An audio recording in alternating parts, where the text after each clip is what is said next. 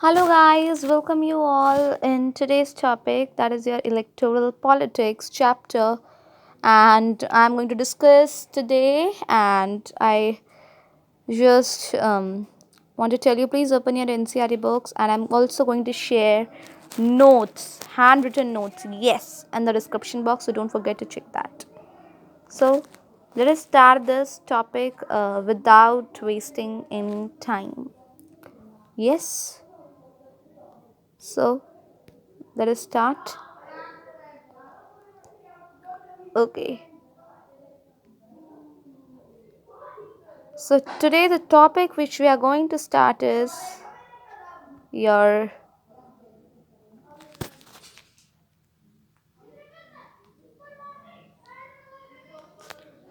your electoral politics. So this in this chapter what we are going to understand is the overview of the lesson. क्या है overview इस lesson का? I understanding what I mean to state is what is the overview of the lesson, right?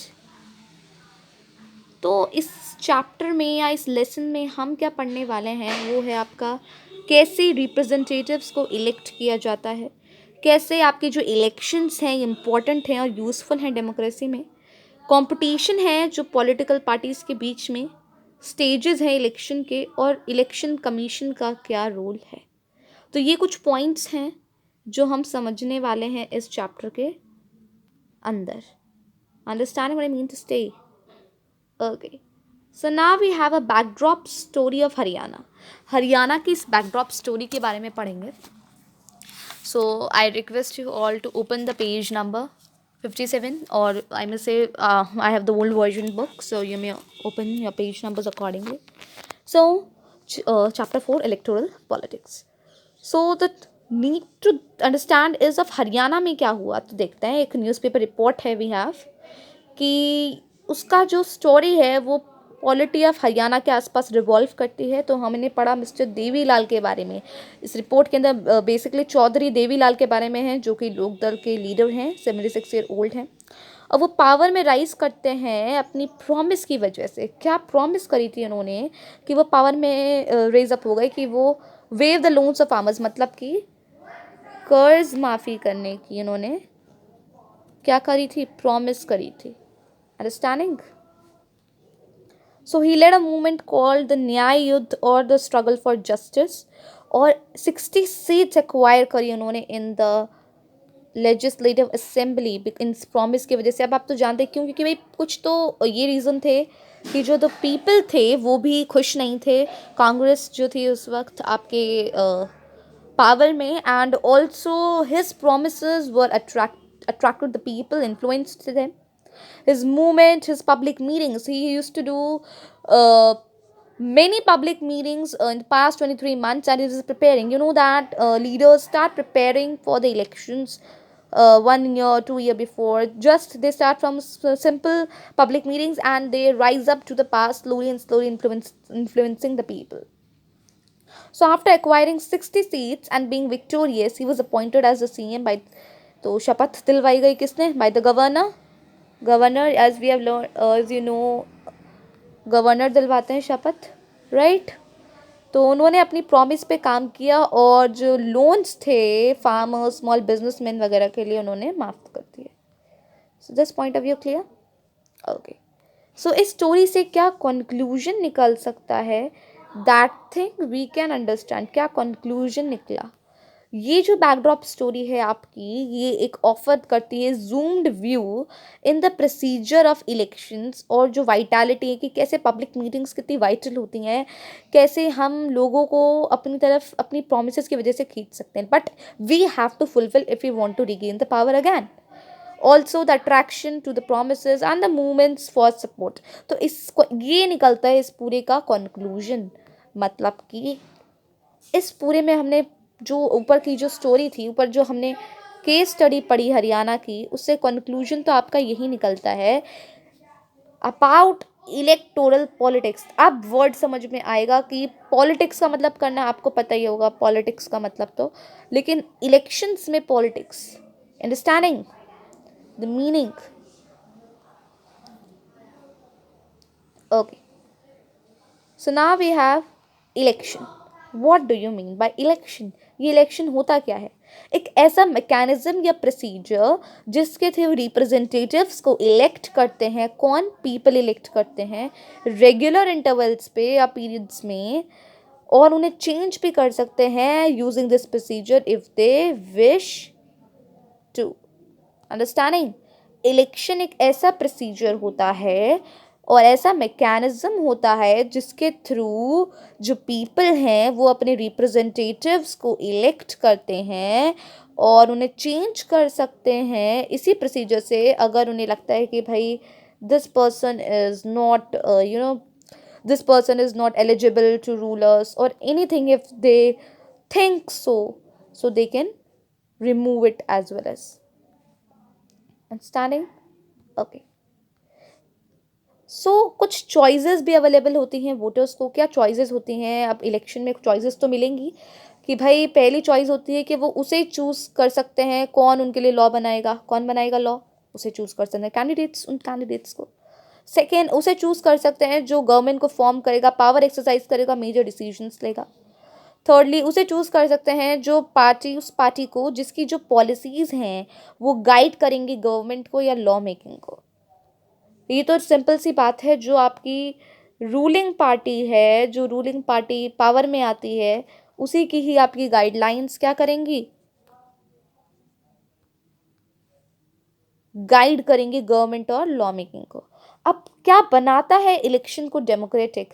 अब एक बात तो, first of all one more thing which you understand before this topic, need क्या है election की.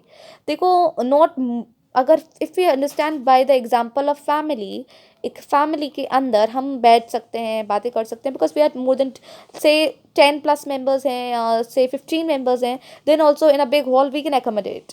But if there is a colony, आप देखते हैं कॉलोनी में भी, I am not saying of a single ward और a block, the whole colony में भी लोग, we often have members, if you know, members होते हैं हमारे, राइट? सो सेम थिंग, आप बताओ, the whole population of the country can not be accommodated in a parliament building. No, it's not possible. That's why we have representatives. Understanding? इसलिए representatives होते हैं हमारे, and these representatives only work on our behalf. Hope you understanding what I mean to say. अब ये हमें कैसे भाई, election तो बहुत सारी जगह पे होते हैं. इवन वो कंट्रीज़ जो डेमोक्रेटिक नहीं हैं वहाँ पर भी आपके जो इलेक्शंस हैं वो होते हैं. तो कैसे पता लगा जाए, कैसे डिस्टिंग्विश किया जाए कौन से इलेक्शंस डेमोक्रेटिक हैं? तो कुछ पैरामीटर्स होते हैं जिसके अकॉर्डिंग हमें चलना चाहिए. तो पहला है कि everyone should be able to choose, हर बंदा चूज़ कर सकता है, और ईच वोट है उसकी एक वैल्यू होनी चाहिए. So this is followed in a country. India में ये फॉलो किया हो जाता है, if you know that. Second है आपका, एक फ्री और फेयर कॉन्टेस्ट होना चाहिए पार्टीज़ के बीच में, या कैंडिडेट्स एक रियल चॉइस दे वोटर्स को.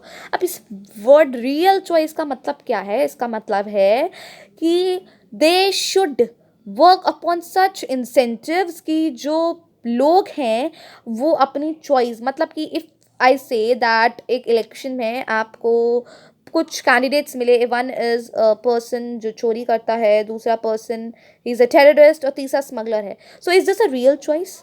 No, this is not a real choice, because इन तीनों में से कोई भी एलिजिबल नहीं है. So there should be a real choice, मतलब कि एक्सपर्टाइज होना चाहिए उस पर्सन के अंदर. थर्डली, इलेक्शंस रेगुलरली होने चाहिए, regular intervals of time period में.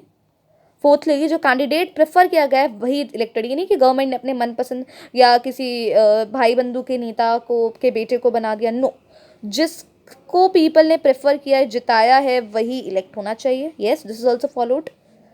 और ई कि जो एक हेल्दी, फ्री और फेयर इलेक्शन होना चाहिए जहाँ पे पीपल उसे चूज कर सकते हैं जिसे वो विश करते हैं. So next topic is it good to have a political competition? Now this is a confusing topic. एक पॉलिटिकल कंपटीशन होना अच्छी बात है? देखो भाई, यस भी है और नो भी, हम दोनों मान सकते हैं. क्यों? क्योंकि कुछ डीमेरिट्स होते हैं, कुछ मेरिट्स होते हैं, कुछ आइडियल्स होते हैं जो इम्प्रूव को हम कर सकते हैं. तो एक स्निक पिक ले लेते हैं. So starting with the demerits. कौन कौन सी डीमेरिट्स होती हैं ऑफ अ पॉलिटिकल कंपटीशन? पहला होता है भाई sense of disunity. It is true. जब आप देखते हैं पॉलिटिकल कंपटीशन होता है तो हम बोल सकते हैं इंडिया सच में डिवीजन में बढ़ जाता है, ये यूनिफाइड फॉर्म नहीं रहती उसकी, understanding, there is no unified manner, division हो जाते हैं, फैक्शनलिज्म इज जनरेटेड, फैक्शंस में डिवीजन होता है, एलिगेशंस बहुत ज़्यादा तू मैं चलती है कि एक दूसरे के ऊपर लांछन लगाना और that, dirty tricks, yes of course, बहुत सारे political leaders they use dirty tricks to win the elections, isn't it? Also कोई सेंसिबल लॉन्ग टर्म पॉलिसीज बनी नहीं पाती, इसको गिराया उसको गिराया, like we can't blame any political party now, but we can say yes, this is happening in the country, कि long term policies को फॉर्मुलेट करने से वो कहेगा कि नहीं तूने तो मेरी पॉलिसी चीट कर ली, you have cheated my policies and so on. जो गुड पीपल हैं जो सर्व करना चाहते हैं वो एंटर नहीं करते इस एरिना को, क्योंकि ये एक अनहेल्दी प्लेटफॉर्म हो चुका है, मतलब कि they have to that's a general sense कि भाई लोगों को पैसा खर्च करना पड़ता है to be eligible for that elections, प्रचार प्रसार, अंडरस्टैंडिंग। फिर इसके मेरिट्स क्या है? तो वी हैव मेरिट्स ऑल्सो, कि भाई जब कोई पॉलिटिकल कंपटीशन ही नहीं होगा तो इलेक्शन की नीड ही क्या है? फिर तो कोई एक को बना दो जिसको सर्वसम्मति के साथ, this is not possible no. Election का मतलब ही जब हम अपना वोट दे रहे हैं, अपने रिप्रेजेंटेटिव को चुनना चाहते हैं, तो इलेक्शन तो ऐसे पॉइंटलेस हो जाएंगे, राइट? और अगर इलेक्शंस पॉइंटलेस है तो डेमोक्रेसी भी वीकन हो जाएगी, as we just now discuss कि भाई elections are important for a democracy, right? और as per the hereditary incentives, मतलब हेरिडेटरी इंसेंटिव्स होंगे या फिर best think will not be able to come in power. Second, जो पॉलिटिकल कंपटीशन है वो डिविजन्स बनाएंगे, डिवीजन तो कॉज करता है, लेकिन क्या करता है जो पॉलिटिकल पार्टीज हैं उसको फोर्स करता है, उनके लीडर्स को फोर्स करता है कि वो पीपल को सर्व करें अगर वो अपना पॉलिटिकल कैरियर को मेंटेन करना चाहते हैं। So true.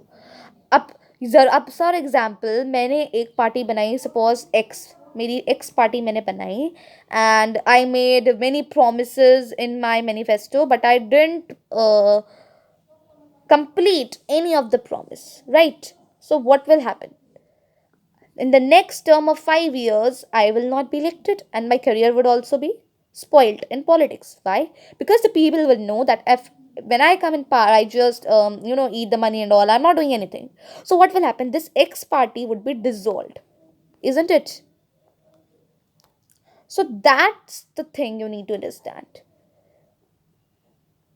सो आप अगर आपको अपना पॉलिटिकल करियर को मेंटेन करना है, you have to serve the people. Thirdly, regular electoral competition एक रैशनल प्रोवाइड करता है पॉलिटिकल पार्टीज और लीडर्स को, ताकि पब्लिक के जो इश्यूज हैं, I mean public issues as well as उनकी प्रॉब्लम्स ग्रीवियंसेस को लाइमलाइट में ला सके। Hope it's clear. ओके, आगे बढ़ते हैं। इम्प्रूवमेंट सजेशन, मतलब कि ऐसा फॉलो किया जा रहा है ऐसे वक्त कि भाई try to improve the expertise, knowledge, character and of the political leaders. हम कह रहे हैं कि भाई कि हर बंदा, हमने अभी भी डिस्कस किया ऊपर वाले पॉइंट में ही कि पॉलिटिकल कैरियर को मेंटेन करने के लिए वो सर्व करेंगे, लेकिन हम सिर्फ उनकी इस ड्यूटी के ऊपर रिस्क नहीं ले सकते। इसलिए रियल लाइफ सिचुएशन में हम क्या करेंगे कि भाई एक नेता ऐसा हो जिसके पास राइट नॉलेज हो, अच्छा एजुकेशन हो, एक्सपर्टाइज हो, एक्सपीरियंस हो। सो ऐसे भी हम उसको आइडेंटिफिकेशन कर सकते हैं। सेकेंड थिंग, जो पॉलिटिकल लीडर्स है उन्हें रिवॉर्ड भी किया जाए टू सर्व द पीपल, और पनिश किया जाए अगर वो ऐसा नहीं करें। अब बात आता है कौन पनिश करेगा, कौन रिवॉर्ड करेगा? Of course people. अगर वो अच्छा काम करेंगे तो अगली टर्म में उन्हें इलेक्ट किया जाएगा, और अगर वो अच्छा काम नहीं करेंगे so they will not get, so this is the punishment. So this is all, thank you so much, hope you understand the chapter, and if please hit the bell icon, subscribe the channel and enjoy learning with me. Thank you and have a great day.